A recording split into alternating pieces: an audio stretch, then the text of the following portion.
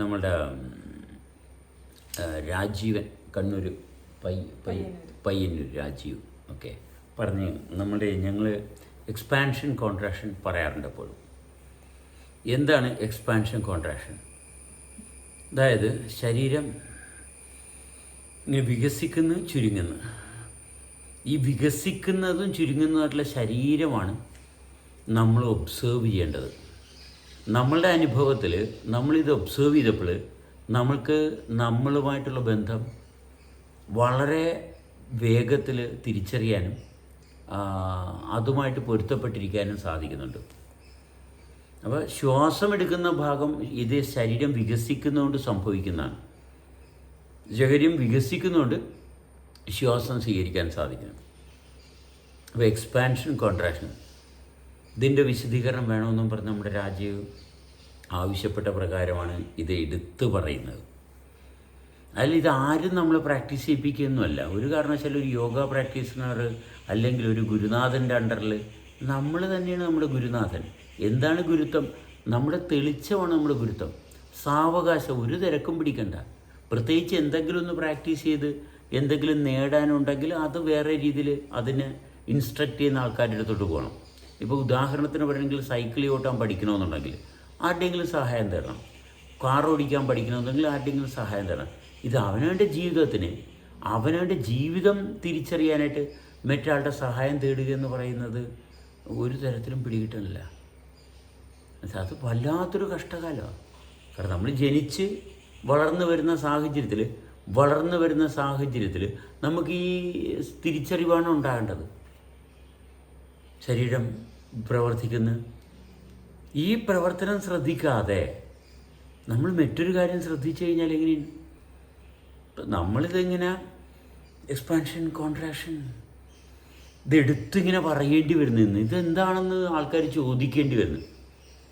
ശരീരം ഇങ്ങനെയല്ലേ എല്ലാവരുടെയും പ്രവർത്തിക്കുന്നത്. അതെ. അപ്പോൾ അവിടെ വരുന്നൊരു ചോദ്യമാണ്, പലരും ചോദിക്കുന്ന ചോദ്യം, ഈ എക്സ്പാൻഷൻ കോൺട്രാക്ഷൻ എന്നുള്ളത് ഒരു വളരെ നാച്ചുറൽ ആയിട്ടുള്ളൊരു കാര്യമാണ്. അത് എല്ലാവരുടെ ശരീരത്തിൽ നടക്കുന്നൊരു കാര്യമാണ്. പക്ഷേ നമ്മൾ അതിന് ഇമ്പോർട്ടൻസ് കൊടുക്കുന്നത് എന്തുകൊണ്ട്? നമ്മളത് ശ്രദ്ധ കൊടുത്ത് ചെയ്യുന്നതും അതല്ലാതെ ഈ സ്വാഭാവികമായി നടക്കുന്നതും തമ്മിൽ എന്താണ് വ്യത്യാസം? അതെ, അതായത് നമ്മൾ ശ്രദ്ധിക്കുന്നു, നമ്മൾ കാശ് ഉണ്ടാക്കാനായിട്ട് ശ്രദ്ധയോടുകൂടി ജോലി ചെയ്ത് കാശുണ്ടാക്കുന്നു. അതുകൊണ്ട് എന്താണ് ഉണ്ടാകുന്നത്? കാശാണ് ഉണ്ടാകുന്നത്.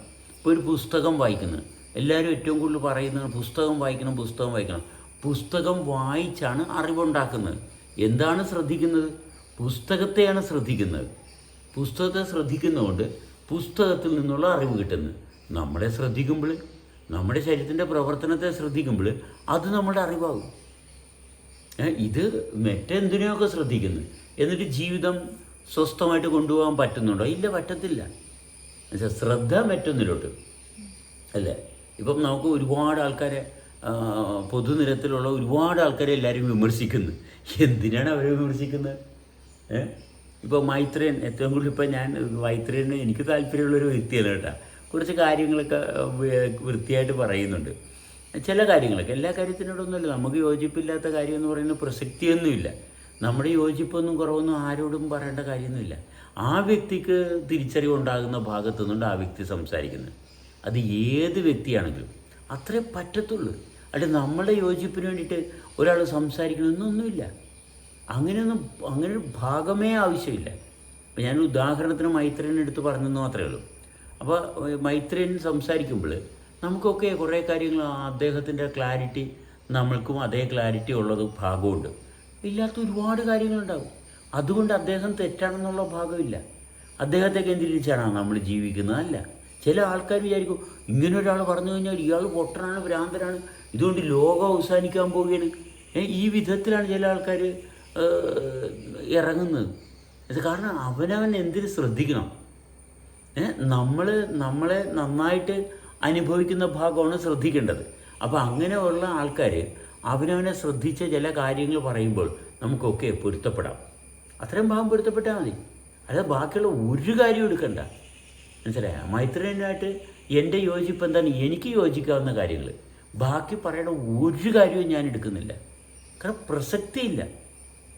നമുക്ക് യോജിപ്പുള്ള കാര്യം, നമ്മളുടെ അനുഭവവുമായിട്ട് ബന്ധപ്പെടുത്തിയുള്ള ആരൊക്കെ എന്തൊക്കെ പറയുന്നു, അത് മൈത്രേയൻ എന്നുള്ള ആരൊക്കെ എന്തൊക്കെ പറയുന്നു, അതെല്ലാം നമ്മളുടെ നിലനിൽക്കുന്ന വ്യവസ്ഥയുമായിട്ട് പൊരുത്തപ്പെടുന്നതാണെങ്കിൽ അത്രയുള്ള ആവശ്യം. ഇത് നമ്മൾ ചെയ്താൽ നമുക്ക് എന്ത് കിട്ടും? നമ്മളുമായിട്ട് നമ്മൾ അടുക്കും.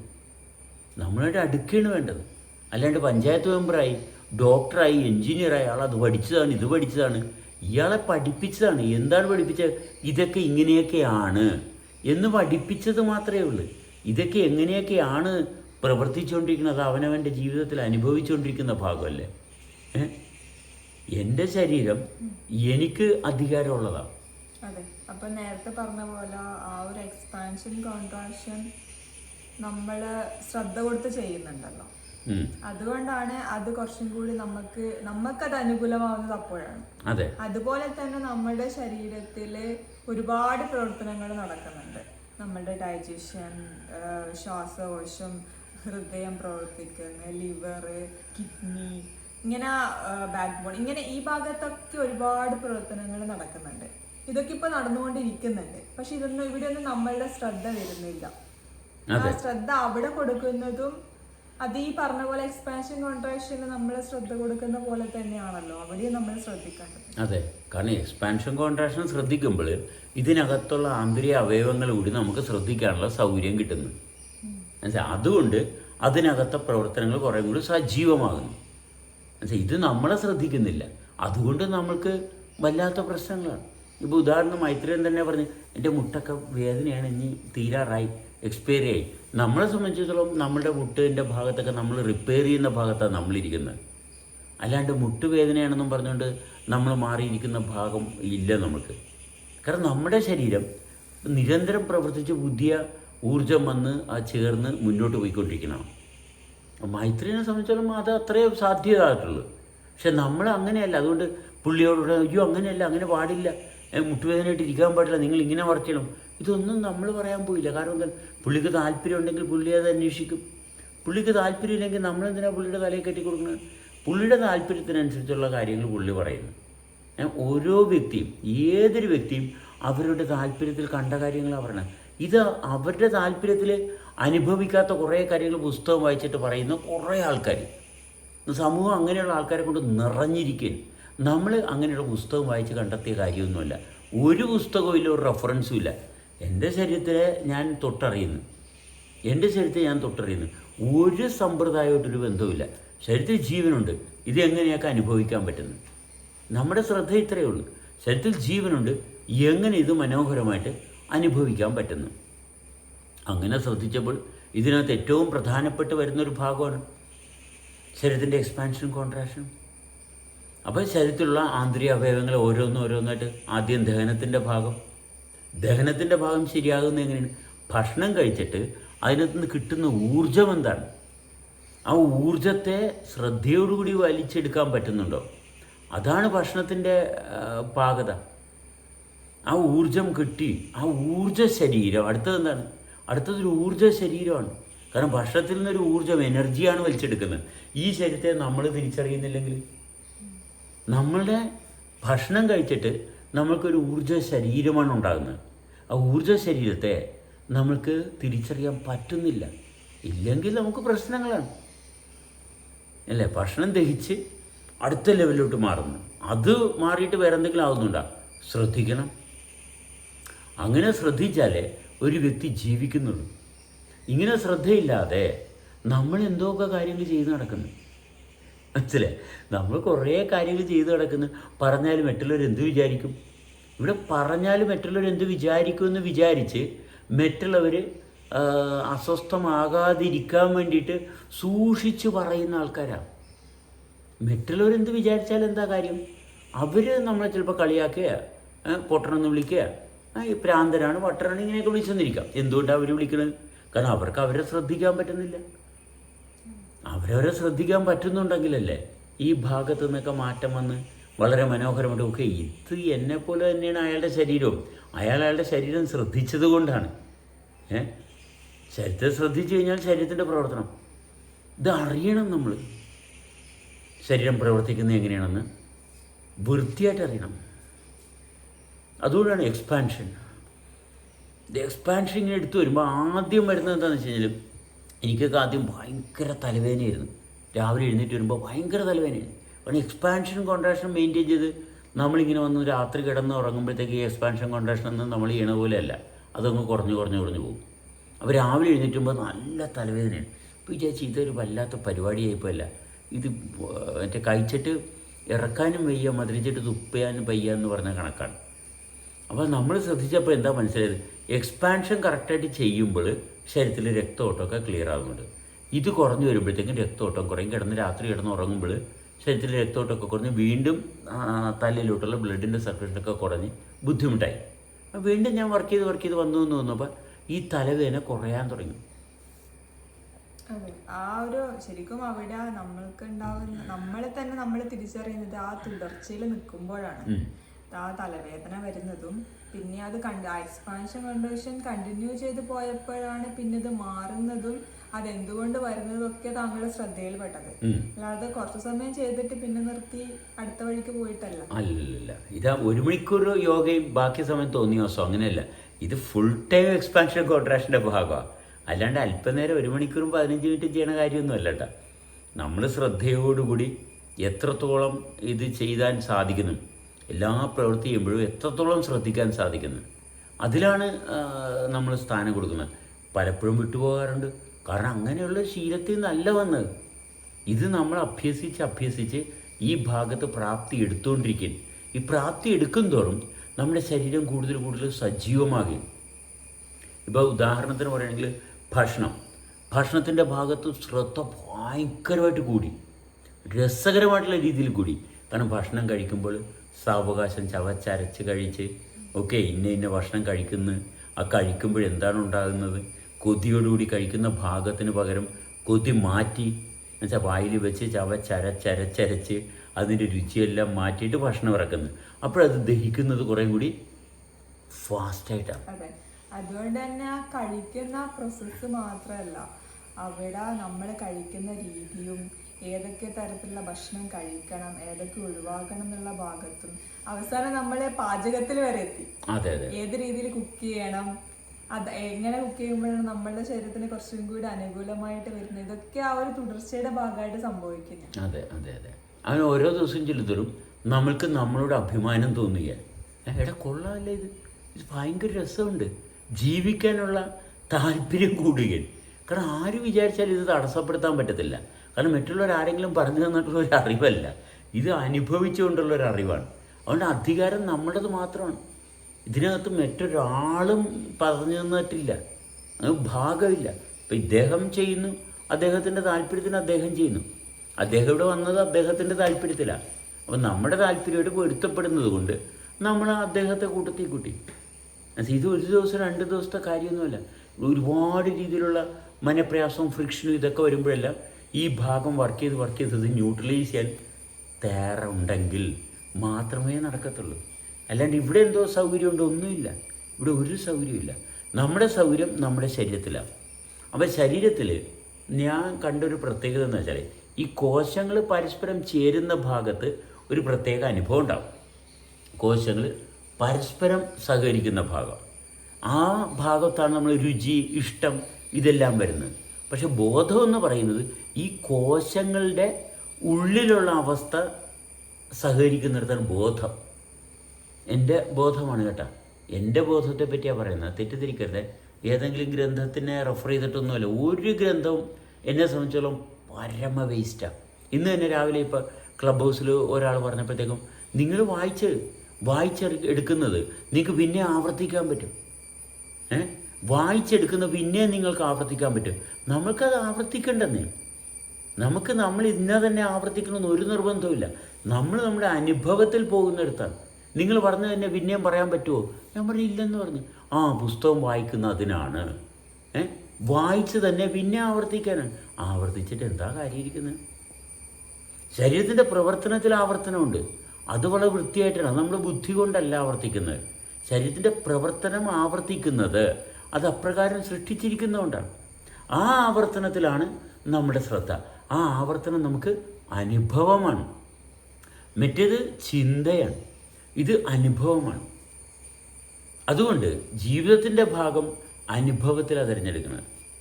അതല്ലാണ്ട് ഇത് ഇന്നതിൻ്റെ ലക്ഷണം കാണിക്കുന്നുണ്ടോ, മറ്റേതിൻ്റെ ലക്ഷണം ഇതൊന്നുമില്ല. നമ്മളെ നമുക്ക് തിരിച്ചറിയത്തക്ക വിധത്തിൽ നമ്മൾ അനുഭവിച്ച് കൊണ്ടുപോകുന്നു അല്ലേ? അതാണ് നമ്മൾ ചെയ്യുന്നത്. ഇപ്പം നമ്മൾ മൈത്രൻ്റെ അടുത്ത് പോയിരുന്നു, മൈത്രനെ കേട്ട് അദ്ദേഹം പറയുന്ന കാര്യങ്ങളൊക്കെ കേട്ട്, ഒരു വ്യക്തി എന്നുള്ള നിലക്ക് നമുക്ക് ആരെയും കേൾക്കാം, ആരെ വേണേലും കേൾക്കാം. കേട്ടിട്ട് നമ്മൾ നമ്മളായിട്ടിരിക്കുന്ന അവസ്ഥ തുടരുന്നുണ്ടോ? ഇതല്ലാണ്ട് വേറെ യാതൊരു പരിപാടിയില്ല. മൈത്രനെ ഇപ്പോൾ കുടുംബജീവിതത്തെ പറ്റി പറയുന്നുണ്ട്, പല കാര്യത്തെപ്പറ്റി പറയുന്നുണ്ട്. അതൊക്കെ പുള്ളിയുടെ അനുഭവ തലങ്ങളിൽ ഇരുന്നുകൊണ്ട് പറയുന്നത്. ഇപ്പം നമ്മൾ പറയുമ്പോൾ ഞാൻ പറയും ലൈംഗികത അട്ടർ ഫൂളിഷ്നെസ്സാണ്.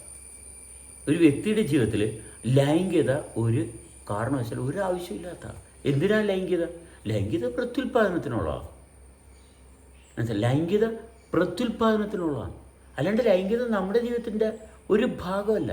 ലൈംഗികത ബന്ധപ്പെട്ടാലൊരു കുട്ടിയുണ്ടാവും, അത്രയേ ഉള്ളൂ. സ്ത്രീ പുരുഷ ബന്ധം എന്ന് പറയുന്നത് ലൈംഗികതയെ കേന്ദ്രീകരിച്ചാണ് ഇന്നിവിടെ കൊണ്ടുപോയിക്കൊണ്ടിരിക്കുന്നത്. അത് അവർ കൊണ്ടുപോയിക്കോട്ടെ, അവർ കൊണ്ടുപോകാൻ താല്പര്യമുള്ളവർ. പക്ഷെ എൻ്റെ അനുഭവത്തിൽ കാണുന്നത് സ്ത്രീയായിട്ടുള്ള ബന്ധം ലൈംഗികത അല്ലാതെ അതിലും വളരെ മനോഹരമായിട്ടുള്ള ഒരു ബന്ധത്തിലോട്ട് കൊണ്ടുപോകാൻ സാധിക്കുന്ന ഭാഗമാണ് കാണുന്നത്. ലൈംഗികതക്കല്ല പ്രാധാന്യം. കാരണം വ്യക്തിയുമായിട്ടുള്ള ബന്ധം, അവിടെ ആ വ്യക്തി നിലനിൽക്കുന്ന അവസ്ഥയുമായിട്ടുള്ള ബന്ധം. അതെ, അതായത് അവിടെ സ്ത്രീയും പുരുഷനും തമ്മിലുള്ള ബന്ധത്തിൽ നിന്ന് മാറിയിട്ട് രണ്ട് വ്യക്തികൾ തമ്മിലുള്ള ബന്ധത്തിലേക്കായിട്ട് മാറും. അതായത് ഇപ്പുറത്ത് നിൽക്കുന്ന ഒരു സ്ത്രീ അവിടെ വ്യക്തിയായിട്ട് വന്നാൽ മാത്രമേ, അല്ലെങ്കിൽ ഞാൻ വ്യക്തിയായിട്ട്, അതായത് പുരുഷനും സ്ത്രീയും അവിടെ ഒരു വ്യക്തിയുടെ ഭാഗത്ത് എത്തിയാൽ മാത്രമേ ആ ബന്ധം കൊണ്ട് കാര്യമുള്ളൂ. അല്ലെങ്കിൽ ഞാൻ സ്ത്രീയാണ് നിങ്ങൾ പുരുഷനാണെന്നുള്ള രീതിയിലാണ് സമീപിക്കുന്നതെങ്കിൽ അവിടെ എപ്പോഴും ആ വേർതിരിവിന്റെ ഭാഗമായിട്ടുള്ള ബന്ധങ്ങളും റീപ്രൊഡക്ഷനും സംഭവിക്കും. അതെ, ആ വേർതിരിവിൻ്റെ ഭാവം. അതുകൊണ്ടാണ് പറഞ്ഞത് ഒരു കോശവും കൂടിയുള്ള സമ്പർക്കം. ഇപ്പോൾ ഭക്ഷണം കഴിക്കുന്നത്, അപ്പോൾ ഭക്ഷണത്തിൻ്റെ ഭാഗത്ത് വരുമ്പോൾ രുചിയും വിശപ്പും ഇങ്ങനെയുള്ള കാര്യങ്ങളെല്ലാം വരും. അതുപോലെ തന്നെയാണ് കോശങ്ങളെ വ്യത്യസ്തമായിട്ടുള്ള രീതിയിൽ അവിടെ സ്ത്രീ പുരുഷൻ എന്നുള്ള രീതിയിൽ കോശങ്ങളെ ഉപയോഗിക്കുമ്പോൾ പ്രത്യുൽപാദനത്തിനാണ് സ്ഥാനം. നേരെ മറിച്ച് ഈ കോശങ്ങൾ പരസ്പരമുള്ള ബന്ധത്തിന് പകരം കോശങ്ങളുടെ ഉള്ളിലുള്ള അവസ്ഥ, അതിനെ ഞാൻ ബോധമെന്ന് പറയുന്നത്. കോശങ്ങൾ, എല്ലാ കോശത്തിൻ്റെ ഉള്ളിലുള്ള അവസ്ഥ പരസ്പരം സഹകരിക്കുമ്പോൾ അവിടെ സ്ത്രീയും പുരുഷനുമല്ല, അവിടെ അതുക്ക് മേലെ ഉള്ളൊരു മനോഹരമായിട്ടുള്ളൊരു അനുഭവമാണ്. കാരണം മറ്റേതെന്താണ്, ഒരു സ്ത്രീ ശരീരത്തിൻ്റെ അടുത്ത് പുരുഷ ശരീരം ചെല്ലുമ്പോൾ അവിടെ ഉണ്ടാകാവുന്ന, പുരുഷ ശരീരവും സ്ത്രീ ശരീരവും ആയിരിക്കുമ്പോൾ അവിടെ ഉണ്ടാകാവുന്നത് ഈ പറയുന്ന ലൈംഗികമായിട്ടുള്ള ആസക്തിയും ആകർഷണവും അതിൻ്റെ അനന്തരഫലവുമായിട്ടുള്ള പ്രത്യുൽപാദന ശേഷിയുമൊക്കെയാണ്. പക്ഷെ നമ്മൾ അതിനേക്കാൾ ഉയർന്ന് നമ്മളുടെ അനുഭവത്തെ തെളിച്ചെടുക്കുമ്പോൾ, അതിനേക്കാൾ ഉയർന്ന അനുഭവം എന്ന് വെച്ചാൽ വ്യക്തിയായിട്ട് വളരെ സ്വതന്ത്രനായിട്ട് ഇരിക്കാൻ സാധിക്കുന്നു. കാരണം സ്ത്രീയെ കാണുമ്പോൾ ലൈംഗിക ഉത്തേജനം ഉണ്ടാകുന്നുണ്ടെങ്കിൽ അത് സ്വാതന്ത്ര്യമില്ലായ്മയാണ്. അതിന് ബലം പിടിച്ച് സദാചാര ബോധം കാരണം ഞാൻ വലിയ മാന്യനായിട്ട് നടന്നു, കഥയൊന്നുമില്ല. രോഗിയായിക്കൊണ്ടിരിക്കും മിക്ക ആൾക്കാരും, മാനസിക രോഗികളാകും. കാരണം ലൈംഗികാസക്തിയുണ്ട്, പക്ഷേ എന്ത് ചെയ്യാനാണ്, സമൂഹം അനുവദിക്കാത്തതുകൊണ്ട്. അതുകൊണ്ടാണ് ആ വഴിക്ക് അങ്ങനെ പോകുന്നത്. അപ്പോൾ മൈത്രൻ്റെ മിക്ക ടോക്കുകളും നമുക്ക് കേൾക്കുമ്പോൾ അറിയാം, എല്ലാവർക്കും ആഗ്രഹങ്ങളുണ്ട്. അദ്ദേഹം അത് പച്ചക്ക് പറയുന്നുണ്ട്. പക്ഷെ അതിനപ്പുറത്തോട്ടുള്ള ഭാഗം, ഇത് ഈ ആഗ്രഹങ്ങൾ വെച്ച് കഴുത കാമം കരഞ്ഞു തീർക്കുന്ന ഭാഗമല്ല നമ്മൾ പറയുന്നത്. അതിൻ്റെ ആവശ്യം ഇല്ലെന്നാണ് പറയുന്നത്. പരിപൂർണമായിട്ട് അതിൻ്റെ ആവശ്യമില്ല. നമുക്ക് ആ ലൈംഗിക ആസക്തിയെ പരിപൂർണ്ണമായിട്ട് നിർവീര്യം ചെയ്ത് നമുക്ക് സ്വതന്ത്രനാകാം. മനസ്സിലായി? അപ്പോഴെന്താ കിട്ടുന്നത്? അപ്പോൾ സ്ത്രീയുമായിട്ടുള്ള നമ്മളുടെ സമ്പർക്കത്തിൽ ഭയങ്കര വലിയ മാറ്റം ഉണ്ടായി. നമ്മൾ കൂടുതൽ ആഴത്തിൽ തിരിച്ചറിയണമെന്ന്. ഇത് ആർക്കെങ്കിലും വേണമെന്നുണ്ടെങ്കിലുള്ള കാര്യമാണ് കേട്ടോ. നമ്മളുടെ അനുഭവത്തിൽ നിന്ന് കിട്ടിയ ഒരു വലിയൊരു ആശ്വാസമാണ്. മറ്റേ നമ്മൾ ആകർഷിക്കാൻ ഒരാൾ ഒരു പുതിയൊരു കാർ കൊണ്ടുപോകുമ്പോൾ എനിക്ക് ആ കാറ് കിട്ടിയിരുന്നെങ്കിൽ അന്ന് ആഗ്രഹിക്കുമ്പോൾ നമ്മൾ കിടന്ന് പാടുപിടിക്കാൻ നമുക്ക് പറ്റുന്ന കാര്യങ്ങൾ ചെയ്തു പോകുന്നതാണ് ജീവിതത്തിൻ്റെ ഏറ്റവും വലിയ സൗന്ദര്യം. ജീവിതം എന്ന് പറയുന്നത് ഒന്നേ ഉള്ളൂ. അതാരെങ്കിലും പഠിപ്പിച്ച് തന്നിട്ട് കൊണ്ടുപോകുന്നുണ്ടെങ്കിൽ അത് വല്ലാത്ത കഷ്ടകാലമാണ്. മനസ്സിലായി? സത്യസന്ധമായിട്ട് എന്താണ് ഇവിടുത്തെ പ്രത്യേകത? എന്താണ്? ഈ വ്യക്തി സത്യസന്ധമായിട്ട് സഹകരിക്കാൻ തയ്യാറായത് കൊണ്ടാണ് ഇവിടെ നിൽക്കുന്നത്. സത്യസന്ധതയില്ലേ ഇവിടെ നമ്മുടെ കൂട്ടത്തിൽ നിലനിൽക്കാൻ പറ്റത്തില്ല, ഒരു സംശയവും വേണ്ട. കാരണം എൻ്റെ താല്പര്യം എന്താണ്, എന്നെ എത്രത്തോളം നന്നായിട്ട് അറിയുമെന്നുള്ളതാണ്. എത്രത്തോളം നന്നായിട്ട് അറിയാൻ സാധിക്കുന്നു എന്നുവെച്ചാൽ നമ്മൾക്ക് നാശമുണ്ടാകാതിരിക്കുക. അതെ അതെ, ഇവിടെ നിലനിൽക്കണമെന്ന് താല്പര്യമുള്ള ആൾക്കാർക്ക് മാത്രമേ ഇവിടെ ജീവിക്കാൻ പറ്റുള്ളൂ. അല്ലാണ്ട് വേറെ കുറെ അനാവശ്യ താല്പര്യങ്ങൾ വെച്ച് വരുന്ന ആൾക്കാർക്ക് ഒരിക്കലും ഇവിടെ നിലനിൽക്കാൻ പറ്റില്ല. അതെ, അപ്പം മരണത്തെ ഭേദിക്കുക എന്നുള്ളത് തന്നെയാണ്. ഇപ്പോൾ മൈത്രിയനൊക്കെ പറഞ്ഞാൽ മരിച്ചു പോവും, എന്തോന്നാലും മരിച്ചു പോവും. ഓക്കെ, പുള്ളിയുടെ കാഴ്ചപ്പാട് അങ്ങനെയാണ്, മനസ്സിലായോ? അതുകൊണ്ട് നമ്മളൊരേ അങ്ങനെയൊന്നുമല്ല എന്നില്ല, ആവശ്യമില്ല. കാരണം നമ്മൾ ഓരോ വ്യക്തികളെയും നമ്മൾ തിരിച്ചറിയേണ്ടത് എങ്ങനെയാണ്, ആ വ്യക്തിയെ എത്രത്തോളം തിരിച്ചറിഞ്ഞിട്ടുണ്ട്, ആ ബേസ് ചെയ്തേ നമുക്ക് ഇൻട്രാക്ട് ചെയ്യാൻ പറ്റത്തുള്ളൂ.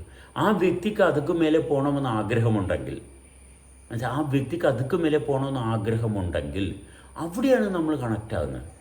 എന്തുകൊണ്ട് മൈത്രേയൻ എടുത്തു പറയുന്നു? കാരണം മൈത്രേയൻ നമ്മൾക്ക് ഇന്ന് സമൂഹത്തിൽ ഇത്രയും തുറന്ന് സംസാരിക്കുന്ന, സത്യസന്ധമായിട്ട് തുറന്ന് സംസാരിക്കുന്ന ആൾക്കാരില്ല. അത് മൈത്രേയനെ വിമർശിക്കുന്ന ആൾക്കാരൊക്കെ വന്നിരുന്നു സദാചാരം എന്ന് പറയാനല്ലാണ്ട് അവരെ കൊണ്ട് വേറെ കഴമ്പൊന്നുമില്ല, മനസ്സിലായോ? സദാചാരം എന്താണ് മൈത്രേയൻ പറഞ്ഞതിനകത്തുള്ള തെറ്റ്, മിസ്റ്റേക്ക്, എന്തുകൊണ്ടത് മിസ്റ്റേക്ക് ആകുന്നു എന്ന് ചൂണ്ടിക്കാണിക്കാൻ ആരെക്കൊണ്ടും കഴിയുന്നില്ല. പൊട്ടനാണെന്ന് പറയുന്നല്ലാണ്ട് അതിൽ കാര്യമൊന്നുമില്ല. ഇപ്പോൾ എടുത്ത് എസൻസ് ഗ്ലോബൽ മൈത്രേയൻ ഇങ്ങനെ പറഞ്ഞു എന്നും പറഞ്ഞുകൊണ്ട് നിങ്ങൾ വസ്തുത വെച്ചുകൊണ്ടാണ് ഇതിങ്ങനെ ആരെങ്കിലും അങ്ങനത്തെ പൊട്ടത്തരം വിട്ടിത്തരം വിളിച്ച് പറയുമോ? അത് ഭയങ്കര വലിയ കാര്യമാക്കി ഞങ്ങളെ നിങ്ങൾ അംഗീകരിച്ചു. ആർക്കാണ് നമ്മുടെ അംഗീകാരം വേണ്ടത്? ആർക്കും വേണം? ആരുടെ അംഗീകാരമൊന്നും ആർക്കും ആവശ്യമില്ല. അംഗീകാരം കൊണ്ടൊന്നും ജീവിക്കാൻ പറ്റത്തില്ല. ജീവിക്കുന്ന ഭാഗം അനുഭവിക്കുന്നിടത്താണ്, അത് നിരന്തരമായിട്ടുള്ളതാണ്.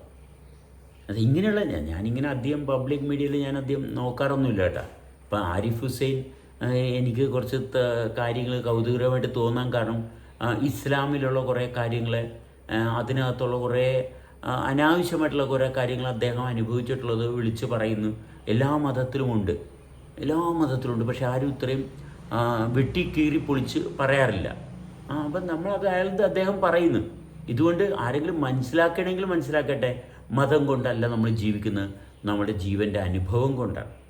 മതമൊക്കെ നമ്മുടെ കൂട്ടത്തിൽ എഴുതി ചേർത്തതാണ്. ആരുടെ ഒരാളുടെ ബുദ്ധിയിൽ തോന്നിയ കാര്യങ്ങളാണ്. അതുകൊണ്ടൊന്നും ആകത്തില്ല. ഞാൻ പറയണമെന്നും നിങ്ങൾ കേൾക്കരുത്. നിങ്ങളിൽ ഈ കേൾക്കാനുള്ള ശക്തിയുണ്ട്. ആ കേൾക്കാനുള്ള ശക്തി കൊണ്ട് നിങ്ങൾക്ക് ഗുണമാണോ ദോഷമാണോ, കേട്ടിട്ട് അസ്വസ്ഥത തോന്നുന്നുണ്ടോ? ഉണ്ടെങ്കിൽ നിങ്ങൾക്ക് പ്രാപ്തിയില്ല. മറ്റൊരാളെ കേൾക്കുമ്പോൾ നിങ്ങൾ അസ്വസ്ഥനാകുന്നുണ്ടെങ്കിൽ നിങ്ങൾക്ക് പ്രാപ്തിയില്ല. അത് നമുക്കാർക്കൊന്നും ചെയ്യാനില്ല. അപ്പോൾ പ്രാപ്തിയില്ല. എന്തുകൊണ്ടില്ല? സദാചാരം ഇയാൾ പറയുന്ന മനുഷ്യരെ വഴിതെറ്റിക്കും. അപ്പോൾ മനുഷ്യരെല്ലാം വഴിതെറ്റാനായിട്ട് ഇങ്ങനെ റെഡിയായിട്ടിരിക്കുന്ന പോലെയാണ്. ആർക്കും അവരവരുടെ സ്വതന്ത്രമായിട്ടുള്ള അനുഭവത്തിലിരിക്കാനുള്ള പ്രാപ്തിയില്ലേ? സ്വതന്ത്ര ചിന്തകനെന്നുള്ളതല്ല, അവനവൻ്റെ സ്വാതന്ത്ര്യം അവനവനെ വൃത്തിയായിട്ട് അനുഭവിച്ച് ജീവിക്കണം, അല്ലേ? നമുക്ക് രോഗം വരുന്നത് എന്തുകൊണ്ടാണ്? നമ്മൾ നിരന്തരം വൃത്തിയായിട്ട് അനുഭവിക്കാത്തതുകൊണ്ടാണ്. അല്ലെങ്കിൽ രോഗമൊന്നും വരത്തില്ല. ഞാൻ അടിവരയിട്ട് പറയും, എൻ്റെ അനുഭവത്തിൽ എനിക്ക് രോഗം വന്നു കഴിഞ്ഞാൽ ഞാൻ അത് ചത്തുപോകണം. പിന്നെ നിലനിൽക്കരുത്. ഒരു വ്യക്തിക്ക് രോഗം വന്നാൽ ആ വ്യക്തി നിലനിൽക്കണ്ട, അത് ചത്തുപോകുന്ന എനിക്കത്രേ ഉള്ളൂ. ഒരു കാരണവശാലും നമ്മൾക്ക് രോഗം വന്നിട്ട് അതിനെ നമ്മൾക്ക് നമ്മൾ തന്നെ ആഹാരം കൊണ്ടും, അല്ലേ? ആഹാരം ആയിരിക്കണം മരുന്ന്. അതാരാണ്? അവനവൻ തന്നെ തിരിച്ചറിയണം. അവിടെയാണ് സമ്പർക്കം. ഒരാൾ ഇന്ന ആഹാരം കഴിച്ചപ്പോൾ എനിക്ക് ഇന്ന അവസ്ഥ മാറി. അതിലെ പരസ്പരമുള്ള ബന്ധം അവനവനെ ഏറ്റവും നന്നായിട്ട് അനുഭവിച്ച് തുടർന്നു പോകുന്നിടത്താണ് പരസ്പരം ബന്ധം. ഇത് അവനവൻ്റെ ഭാഗത്ത് ആർക്കും അറിയത്തില്ല. ആരോ പരിശോധിച്ച് പരീക്ഷണം നടത്തി അതിൻ്റെ റിസൾട്ട് വെച്ചാണ് ട്രീറ്റ്മെൻറ്റ് മുഴുവൻ നടത്തുന്നത്. അങ്ങനത്തെ ഭാഗമല്ല പറയുന്നത്. നമുക്ക് അനുഭവിച്ച് നിലനിർത്തുന്ന ഭാഗമാണ് പറയുന്നത്. ഇത് ഒരു പുസ്തകത്തിൽ നിന്നും ഇത് കിട്ടത്തില്ല. അതുകൊണ്ടാണ് കൃത്യമായിട്ട് എക്സ്പാൻഷൻ, കോൺട്രാക്ഷൻ, അതിൽ നിന്ന് ശരീരത്തിലുള്ള ഒരുപാട് പ്രശ്നങ്ങൾ മാറ്റി പരിഹരിക്കാൻ പറ്റി. ഇനിയും ഉണ്ടാകും ചിലപ്പോൾ പ്രശ്നങ്ങൾ. കാരണം ഇത് എൻ്റെ കയ്യിൽ കിട്ടിയിട്ട് അധികം നാളായിട്ടില്ല. എന്നെ എൻ്റെ വീട്ടുകാരും നാട്ടുകാരൊക്കെ കൂടി വളർത്തി, അല്ലേ? അപ്പനും അമ്മയൊക്കെ ടേക്ക് കെയർ ചെയ്ത് എൻ്റെ കയ്യിലോട്ട് വന്ന് എനിക്കിതിങ്ങനെ സ്വാതന്ത്ര്യം ഉണ്ടെന്നൊക്കെ അറിഞ്ഞിട്ട് അധികം കാലമായിട്ടില്ല. എന്നുവെച്ചാൽ കുറഞ്ഞ എന്റെ ശരീരം ആവാൻ തുടങ്ങിയത് ഇപ്പോഴാണ്. അതെ, എൻ്റെ ശരീരമാവാൻ ഞാനായിട്ട് മറ്റുള്ളവരുടെ ശരീരം. അതെ, ഞാനായിട്ട് അനുഭവിച്ചു തുടങ്ങിയപ്പോഴാണ് പലപ്പോഴും മറ്റുള്ളവർ പറയുമ്പോൾ ആദ്യമൊക്കെ ഭയങ്കര വിഷമം വരുമായിരുന്നു. കാരണം മറ്റുള്ളവർ പറയുമ്പോൾ എൻ്റെ ശരീരം വിഷമിക്കുന്നു. അതെന്തുകൊണ്ടാണ്? അവരുടെ ഭാഗമായിരുന്നു. അവരോട് നിയന്ത്രിക്കുന്നൊരു ഭാഗം എന്നിലുണ്ടായിരുന്നു. അവർ നിയന്ത്രിക്കുന്ന ഭാഗം ഉള്ളതിനെ മാറ്റി ഞാനായിട്ട് നിയന്ത്രിക്കുന്ന ഭാഗം ഉണ്ടാക്കിയെടുത്ത് അത് മെച്ചപ്പെട്ട് വരികയാണ്. അതിൻ്റെ പൂർണ്ണതയിലോട്ട് എത്തിയെന്നൊന്നും എനിക്ക് തോന്നുന്നില്ല. കാരണം ഇന്നും നമ്മൾ സമൂഹത്തിൽ പല ആൾക്കാരോടൊക്കെ സംസാരിക്കുമ്പോൾ ചില ആൾക്കാർക്ക് ചില കാര്യം പറയുമ്പോൾ നമ്മൾ അതിനകത്തൊന്ന് പരിശോധിക്കാനുണ്ടല്ലോ, എൻ്റെ അനുഭവത്തിൽ അവിടെ എത്തിയിട്ടില്ലല്ലോ എന്നൊക്കെയുള്ള ഭാഗമൊക്കെ വരുന്നുണ്ട്. അപ്പോൾ ഇതൊക്കെ തിരിച്ചറിഞ്ഞ് മനസ്സിലാക്കി ഇത് നിരന്തരമായിട്ടുള്ള പ്രവർത്തനത്തിൻ്റെ ഭാഗമാണ് കേട്ടോ. ഇവിടെ മടി ഇല്ല. അതായത് ഇത് കേൾക്കുന്ന നിങ്ങൾ പരിശോധിക്കുക, ഇത് നിങ്ങൾ കൊണ്ടു നടക്കുന്നത് നിങ്ങളുടെ ശരീരമാണോ അതോ സമൂഹത്തിൻ്റെ ശരീരമാണോ? അതെ അതെ, സമൂഹം നമ്മളെ പഠിപ്പിച്ചിട്ടുള്ള കുറേ കാര്യങ്ങളാണ് നമ്മൾ സദാചാര ബോധം. കാരണം സമൂഹത്തിൽ ഇറങ്ങുമ്പോൾ മറ്റുള്ളവരുടെ കല്ലേറും അതും ഇതൊക്കെ കിട്ടാനുള്ള സാധ്യത വളരെ കൂടുതലാണ്. എന്തിനാണ് അവർ കല്ലെറിയുന്നത് അവർക്കറിയത്തില്ല. കല്ലെറിയുന്നവർക്ക് അറിയത്തില്ല നമ്മളെ കല്ലെറിയുന്നത് എന്തുകൊണ്ടാണ്. ചീത്ത പറയുന്നവർക്ക് അറിയത്തില്ല ചീത്ത പറയുന്നത് എന്തുകൊണ്ടാണെന്ന്. കാരണം അവരെ നിയന്ത്രിക്കുന്നത് നമ്മളുടെ വർത്തമാനമാണ്. അവരെ നിയന്ത്രിക്കുന്നത് നമ്മൾ പറയുമ്പോൾ അവർ മോശമാകുന്ന ടീമാണ്. അതുകൊണ്ട് ഞാൻ എടുത്തു പറയുന്നത് ലൈംഗികത സെക്സിന് വേണ്ടിയിട്ടുള്ള ഒരു കാലം കഴിഞ്ഞു. ഒരു സംശയം വേണ്ട. സ്ത്രീ പുരുഷ ബന്ധം സെക്സിന് വേണ്ടിയിട്ടല്ലാത്തൊരു ഭാഗത്തോട്ട് നമ്മൾ പരിശോധിച്ചാൽ വളരെ മനോഹരമായിട്ടുള്ള മനുഷ്യൻ്റെ ജന്മത്തിൻ്റെ സവിശേഷതയുടെ ഒട്ടനവധി കാര്യങ്ങൾ തെളിഞ്ഞു വരുന്നപ്പോഴാണ്. സെക്സ് എന്ന് പറയുന്ന ഒരു സംഭവത്തിന് മാത്രം സ്റ്റിമുലേഷൻ കൊടുക്കുന്നു. സെക്സിന് സ്റ്റിമുലേഷൻ കൊടുക്കുമ്പോൾ എന്ത് സംഭവിക്കും? ആ കാര്യത്തിന് വേണ്ടി മാത്രമേ ശരീരം ഉണരത്തുള്ളൂ. സെക്സിന് വേണ്ടിയിട്ട് അല്ലാത്ത ഒരു ഭാഗത്ത് സ്ത്രീയുമായിട്ടുള്ള ബന്ധം കൊണ്ടുവന്നേ എന്ത് വേണം അവിടെ? കാരണം എപ്പോഴും സ്ത്രീയുടെ ശരീരത്തിന് അതിന് ശക്തി കൂടുതൽ. അതുകൊണ്ടാണ് ലൈംഗിക ആകർഷണം അങ്ങോട്ട് പോകുന്നത്. പുരുഷന് ശക്തി ഇല്ലാത്തത് കൊണ്ട് തന്നെയാണ്, പുരുഷൻ്റെ ബലഹീനത കൊണ്ട് തന്നെയാണ് സ്ത്രീയുടെ ശരീരം കാണുമ്പോൾ പുരുഷന് ലൈംഗികമായിട്ടുള്ള ആസക്തി ഉണ്ടാകുന്നത്. അല്ലെങ്കിൽ ഉണ്ടാകത്തില്ല. ചില പുരുഷൻ്റെ ക്വാളിറ്റിയൊന്നുമല്ല, അത് പ്രകൃതിയുടെ ക്വാളിറ്റിയാണ്. പ്രകൃതി എന്താണ് ചെയ്യുന്നത്? നിലനിൽക്കാത്തത് കൊണ്ട് അത് പ്രത്യുൽപാദനത്തിലോട്ട് കൊണ്ടുപോകും. അത് പ്രകൃതിയുടെ സ്വഭാവമാണ്. മനുഷ്യൻ്റെ സ്വഭാവം എന്താണ്? അവൻ പ്രായോഗികമായിട്ട് മരണത്തെ ഭേദിച്ച് ജീവിക്കുന്നതാണ് അവൻ്റെ പ്രാപ്തി. അപ്പോൾ പ്രതികൂല സാഹചര്യത്തെ അതിജീവിക്കാൻ പറ്റണം, പണിയെടുക്കണം. വായിത്താളം തള്ളിയിട്ട് കാര്യമൊന്നുമില്ല. എനിക്കിങ്ങനെ തള്ളാം, മനസ്സിലായി, ഒരു ബുദ്ധിമുട്ടില്ലാണ്ട് എനിക്ക് തള്ളാം, മനസ്സിലായി. കാരണം എന്താ, ഞാൻ കുറച്ച് വർഷങ്ങളായിട്ട് ഈ എക്സ്പാൻഷൻ കോൺട്രാക്ഷനും മര്യാദക്ക് ചെയ്ത് ശരീരത്തിൻ്റെ കുറേ പ്രശ്നങ്ങളുണ്ടായിരുന്നു. ഈസോഫാഗസിൻ്റെ പ്രോബ്ലം, ദഹന പ്രശ്നങ്ങൾ, അത് ഇത് കുറേയൊക്കെ റിപ്പയർ ചെയ്ത്, മനസ്സിലായി. കുറേയൊക്കെ തന്നെത്താൻ റിപ്പയർ ചെയ്ത്. അതിൽ മറ്റാരുടെ കൂട്ടത്തിലും അല്ല കേട്ടോ, തന്നെത്താൻ റിപ്പയർ ചെയ്ത് റീപെയറിംഗ് ആണ് നടത്തുന്നത്. ഇത് എൻ്റെ ഉത്തരവാദിത്തത്തിൽ ആർക്കും ഒരു ഉപദേശവും ഞാൻ തരത്തില്ല, ഉപദേശിക്കുന്ന ഭാഗമേ ഇല്ല. കാരണം അവനവൻ തന്നെ ഇതെൻ്റെ അനുഭവമാണ്. നിങ്ങൾ വണ്ടി ഓടിക്കുമ്പോൾ നിങ്ങൾ തന്നെത്താൻ അപകടം കൂടാതെ വണ്ടി ഓടിച്ചുകൊണ്ട് പോകണ്ടേ?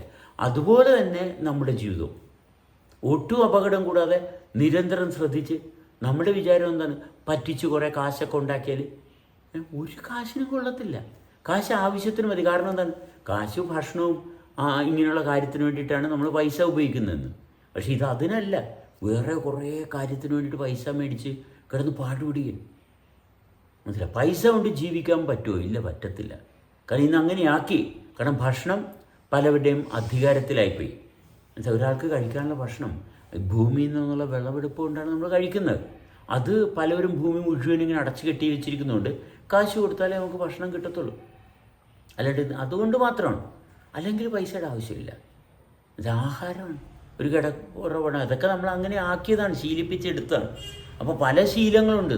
നമുക്ക് അനുകൂലമല്ലാത്ത ഒരുപാട് ശീലങ്ങളുണ്ട്. ഇതൊക്കെ നമ്മൾ അനുകൂലമാക്കി എടുക്കണം. ശീലങ്ങളെയൊക്കെ മാറ്റി നമ്മുടെ അനുഭവത്തിൻ്റെ താളം വ്യക്തമായിട്ട് തുറന്നു കൊണ്ടുവരണം. എന്നിട്ടാണ് നമ്മൾ ജീവിതം മുന്നോട്ട് കൊണ്ടുപോകേണ്ടത്. ഭയങ്കര രസമാണ്. കാരണം ഇത് വളരെ കൊതിയോടുകൂടിയാണ് പറയുന്നത്, മനസ്സിലായി. വളരെ ആഗ്രഹത്തോടുകൂടിയാണ്. താല്പര്യമുള്ളവർക്ക്, മനസ്സിലായി, നമ്മളോട്ട് സഹകരിക്കാൻ നമ്മൾ തയ്യാറാണ്. അല്ലാണ്ട് വെറുതെ വന്ന് കളിയാക്കാനോ പുച്ഛിക്കാനോ എതിർക്കാനോ അത് നമുക്ക് അങ്ങനെ ഒരു ഭാഗത്തോട്ട് ഒരാരെയും ഇത് ശരിയാണെന്ന് സ്ഥാപിക്കാൻ വേണ്ടിയിട്ട് ഒരാളോടും നമുക്ക് തർക്കിക്കാൻ നമുക്ക് നേരെ ഇതിനോട് താല്പര്യമുള്ള ആൾക്ക്, ജീവിക്കാൻ താല്പര്യമുള്ള ആൾക്കാർക്ക് അതെ അതെ അതെ അവനവനോട് താല്പര്യമുള്ളവരായിട്ട് നമുക്ക് സഹകരിക്കാൻ തരാം. അല്ലാണ്ട് ഞാൻ ശരിയാണോ തെറ്റാണെന്ന് തർക്കിച്ച് തോപ്പിക്കാനാ കുറേ പേപ്പറുമായിട്ട് നമ്മുടെ രാഹുൽ ഈശ്വർ വരുന്ന പോലെ രാഹുൽ ഈശ്വർ കുറേ പേപ്പറുമായിട്ടാണ് വരുന്നത്. അല്ലാണ്ട് നമ്മൾക്ക് പരസ്പരം സംസാരിക്കാനുള്ള ഒരു മനുഷ്യനോട് സംസാരിക്കാൻ ഒരു കടലാസിൻ്റെ ആവശ്യമില്ല. എന്നുവെച്ചാൽ കടലാസൊക്കെ വെച്ച് സംസാരിക്കുന്ന ആൾക്കാരോടൊന്നും നമുക്ക് സംസാരിക്കാൻ അറിയത്തില്ല. എന്നുവെച്ചാൽ നമുക്ക് മനുഷ്യരുടെ സ്നേഹത്തിൽ, സൗഹാർദ്ദത്തിൽ, എന്നുവെച്ചാൽ തെളിവുകളുടെ അടിസ്ഥാനത്തിലൊന്നുമല്ല, അനുഭവത്തിൻ്റെ അടിസ്ഥാനത്തിലിരുന്ന് സൗഹാർദ്ദത്തിലിരുന്ന് സംസാരിക്കാൻ നമ്മൾ 100 വട്ടം തയ്യാറാണ്. ആരെയും ഒന്നും അടിച്ചേൽപ്പിക്കാനല്ല, ഞാൻ പറയുന്നതെല്ലാം ശരിയാണെന്ന് സ്ഥാപിക്കാനുമല്ല. നിങ്ങളുടെ ശരിയിലിരുന്ന് നിങ്ങളും എൻ്റെ ശരിയിലിരുന്ന് ഞാനും സംസാരിക്കുമ്പോഴുണ്ടാകുന്ന മാറ്റങ്ങളെ 2 കൂട്ടർക്കും അനുകൂലമാകുന്ന ഭാഗം. അല്ലാണ്ട് നമുക്ക് ആരെയും തർക്കിച്ച് ജയിക്കാനോ തോപ്പിക്കാനോ ഒന്നും താല്പര്യമില്ല. അതിൻ്റെ ആവശ്യം കാണുന്നില്ലെങ്കിൽ എത്രത്തോളം മനോഹരമായിട്ട് ഒരാളോട് സഹകരിക്കാൻ സാധിക്കുന്നു അത് 100% സ്വാഗതം ചെയ്യുന്നു. 100% സ്വാഗതം ചെയ്യുന്നു. അല്ല ആരെയും വെല്ലുവിളിക്കുന്നില്ല. ഇതാരെയും വെല്ലുവിളിക്കേണ്ട കാര്യമില്ല. നിങ്ങൾ ചീത്തയാണെന്നോ നല്ലതാണെന്നോ വിലയിരുത്താൻ നമ്മൾ ആരുമല്ല. കാരണം ഈ ഒരു ജന്മത്തിൽ നമ്മളിതിങ്ങനെ വിസ്മയത്തോടുകൂടി കണ്ടെത്തിക്കൊണ്ടിരിക്കുകയാണ്. ഈ ജന്മത്തിൻ്റെ സവിശേഷത അതിമനോഹരമാണ്. നിങ്ങൾക്ക് ആഗ്രഹമുണ്ടോ? ഉണ്ടെങ്കിൽ നമ്മൾ നിങ്ങളുടെ കൂടെ, ഇല്ലെങ്കിൽ നമുക്കൊന്നും ചെയ്യാനില്ല. Okay, by.